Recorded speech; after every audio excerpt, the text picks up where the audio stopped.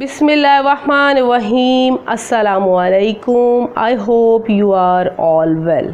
जी प्यारे बच्चों, यकीनन आप अपनी तालीम में बेहतर से बेहतर होने के साथ साथ ख़ुद को मज़ीद बेहतरीन बनाने में कोशिश होंगे।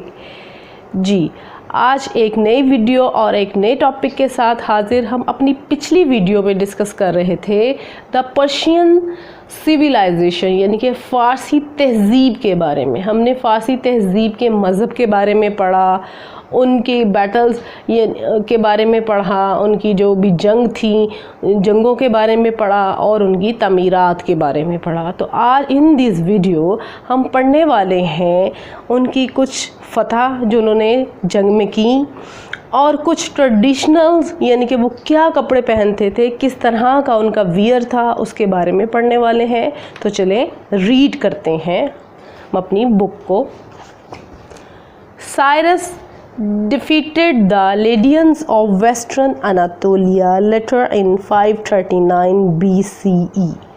जी साइरस डिफीटेड मीन्स शिकस्त।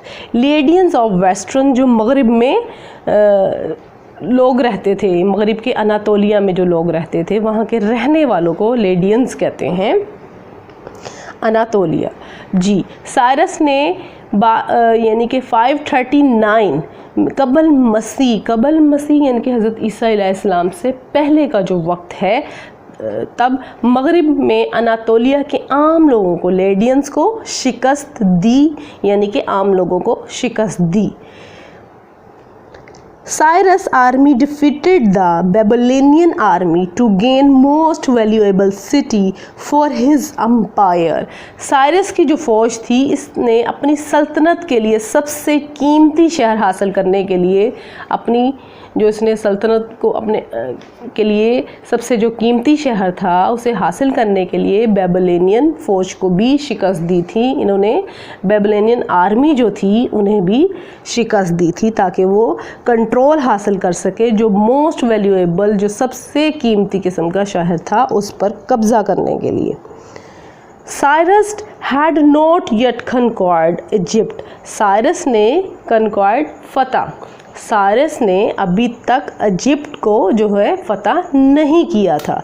ही लेफ्ट हिज टास्क, उसने ये जो टास्क था, ये टास्क मीन्स काम टू हिज सन खेबियस who attacked and destroyed the Egyptian army in 525 BEC। उसने ये काम अपने बेटे खेबस पर छोड़ दिया जिसने 525 कबल मसीह में मिस्री फ़ौज पर हमला करके इसे तबाह कर दिया। यानी कि ये जो मिस्र पर जो अटैक किया था वो इसके साइरस के बेटे खेबस ने किया था और उसे तबाह बर्बाद कर दिया था।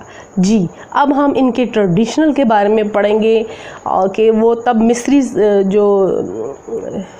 जो पर्शियन सिविलाइजेशन के जो बच्चे जो थे वो लोग किस तरह के कपड़े वियर करते थे।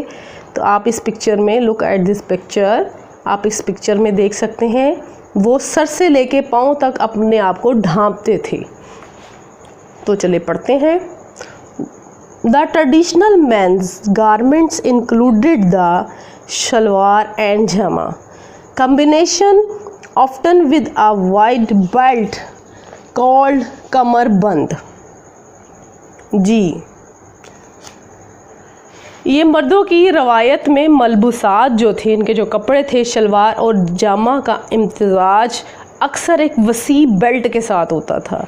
आप इस पिक्चर में देख सकते हैं कि वो जो शलवार और जामा पहनते तो उसको बेल्ट करते थे जिसे कमरबंद कहते हैं, जिसे कम्बिनेशन था उनका कमरबंद के साथ। From which English gets the word cummerbund, और इंग्लिश में भी इस वर्ड को कमरबंद कहते हैं। Head dresses were also worn by men in traditional wear now as the सरबेंट। यानी कि हेड ड्रेसेस जो अपने सर पर वो जो कपड़े पहनते थे, सर के कपड़े यानी सर पर कपड़े भी मर्द रवायती लिबास में पहनते थे। यानी कि उनके जो लिबास में सर पर कपड़ा पहनना टोपी की फॉर्म में, आप इस पिक्चर में देख सकते हैं, टोपी की फॉर्म में, चादर की फॉर्म में, या ये जो टोपी फॉर्म बनाई हुई है, कैप फॉर्म जो है, इस फॉर्म में जो भी वो कपड़े पहनते थे हेड के लिए, तो वो ज़रूर उनकी ट्रेडिशन में था, उनकी रवायत में शामिल था कि सर पर भी कुछ ना कुछ बांधना है या सर पर भी कुछ ना कुछ पहनना है, जिसे शारबन कहते थे, जिसे शारबैंड कहते थे। Long robes and loin cloths were also worn by womens and mens in Persia. कमर वाले कपड़े यानी कि शारबंद लंबे लिबास और कमर वाले कपड़े भी फारिस में मर्द और ख़वातीन पहनते थे, यानी कि उनके लिबास लंबे और कमरबंद और शारबंद के साथ होते थे, जो मर्द भी पहनते थे और औरतें भी पहनती थी जी। आफ्टर द डेथ ऑफ खेबियस डेरेस द ग्रेट और डेरेस जी, खेबियस की डेथ के बाद, मरने के बाद, डेरेस अजीम जो था, I become the new leader, उनका नया लीडर, नया रहनुमा बन गया था। कौन? डेरियस। ऑफ द एम्पायर, एक उनकी सल्तनत का एक नया जो रहनुमा बन गया। He had to deal with a series of uprising in areas that had been conquered by Cyrus. इसने इन इलाकों में बगावत के सिलसिले में निपटा। सबसे पहले तो उसने वो इलाके निपटे जिसमें बगावत हो रही थी by Cyrus, but he manage to establish control, जो साइरस ने फतह किए थे। और आफ्टर साइरस डेथ, और फिर उसके बेटे की कैम्बस की डेथ के बाद, डेरियस जो था वो एक अजीम रहनुमा बना, लीडर बना, और उसने सबसे पहले उन इलाकों को निपटा, उन इलाकों को जहां बगावत हो रही थी, जिसे साइरस ने जो है फतह किया था। और फिर दोबारा उसने क्या किया, but he manage to reestablish control, फिर उसने दोबारा वहाँ कंट्रोल करने का इंतज़ाम किया, दोबारा वहाँ अच्छे तरीके से बगावतों को ख़त्म करके उसको अच्छे से उस पर अपना कंट्रोल किया जी।